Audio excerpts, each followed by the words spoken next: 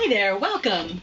My name is Thea and I am with Sipping N Painting Hampden, and today I'm coming to you from my studio, but I wanted to share with you some things that we have taught at Sipping N Painting Hampden from our watercolor workshop because as many of you may be, I am social distancing and I thought I'd give you something to do at home that you can do really simply. So this is a little demonstration of watercolor. You just need some basic materials. I have here a mixed media paper. This is a watercolor paper and it's 98 pound. That refers to the thickness of the paper. So for example, copy paper is 24 pound, which is a lot skinnier. So we want a little bit of heavier paper for watercolor, and that's what I have here.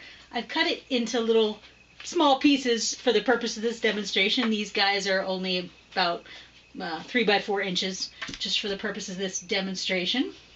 And I've taped them to a piece of cardboard. And the reason why I tape them down is because when the water gets on the paper, it curls up, but we want it to stay flat. So I just put masking tape all around the edges on a piece of scrap cardboard. Maybe you have some of that around because you've had a delivery in the mail lately and you have a box. You can just use a piece of cardboard from a cardboard box. So I also have just a basic set of brushes. You don't need anything fancy. I like synthetic brushes. These are made out of nylon, and I am going to use for the purpose of this demonstration probably mainly this big 1-inch flat brush. And it is, you can usually get these at your local craft store, wherever you get craft items, or maybe you can even order it through the mail. If you want a small set, I have about a 1/2-inch brush and 3 little round brushes as well, and that will enable you to do a lot of different art even if you just have a few brushes on hand. And I also have just a basic set of watercolors. This is also something you can get at most basic craft stores. In fact, I even think you could probably pick this up at any just sort of 5 and dime. And I have 2 jars, mason jars full of water. I like the mason jars because they're nice and heavy and they don't wiggle when you clean off the brushes in them. But we have one to clean off the brush and one to get it extra clean. That's why we keep 2 jars full of water. And actually they're only half full. I don't know if you can see the water level in there, but I'm going to start by taking my 1-inch flat brush and wetting that with water. And I'm going to dip that into my medium blue paint, mix that up on the palette here, and by palette I just mean it's the top lid of my watercolor set, so nothing fancy. If you don't have that, you can also use just a plate, and just make sure you don't eat off of that plate.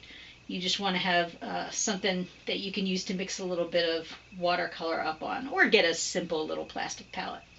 So I'm just mixing a little bit of water along with that medium blue paint, just so I have enough to cover my paper. Oh, I already forgot a step. Sorry. Let's clean off that brush by swishing it around really well in the water jar, and I'm going to clean it off in my other jar. And the step I forgot was to wet the paper with water. So let's wet our papers with water to start with. I talked about it, but then I didn't do it. So I'm going to let all 3 of these papers, I'm going to wet them with just plain water to start. Okay. Now, I'm going to take that medium blue paint.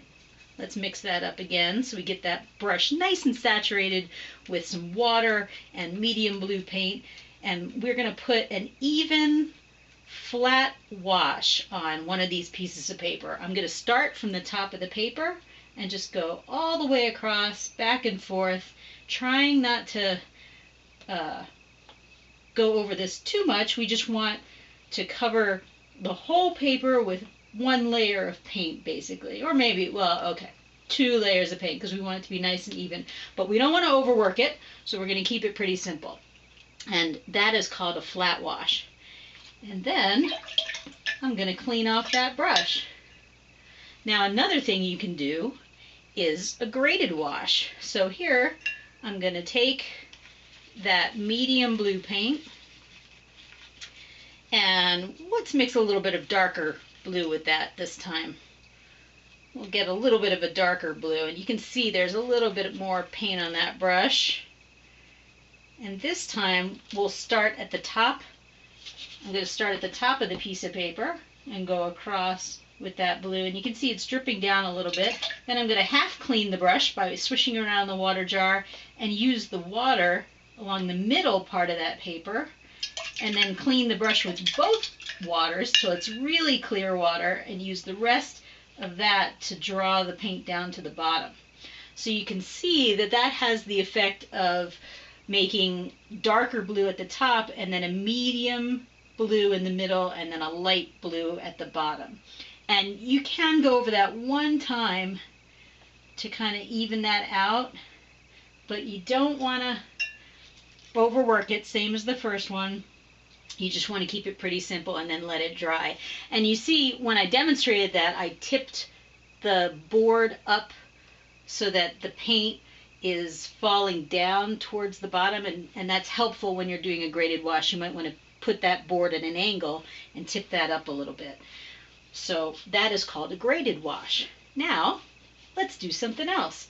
We can take this brush and we're going to add two colors, and we'll do a blended wash.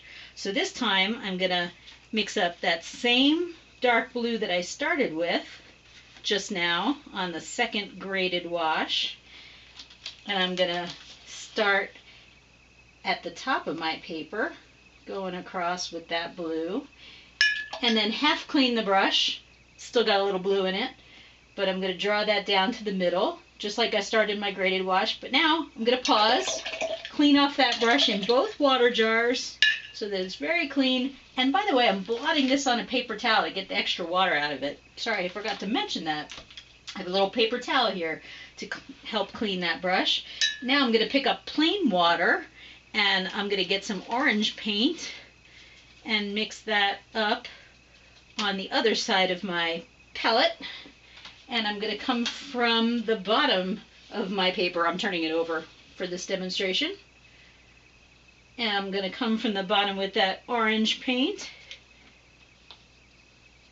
And as I get towards the middle, I'm going to half clean that brush, and I'm going to overlap my blue right in the middle.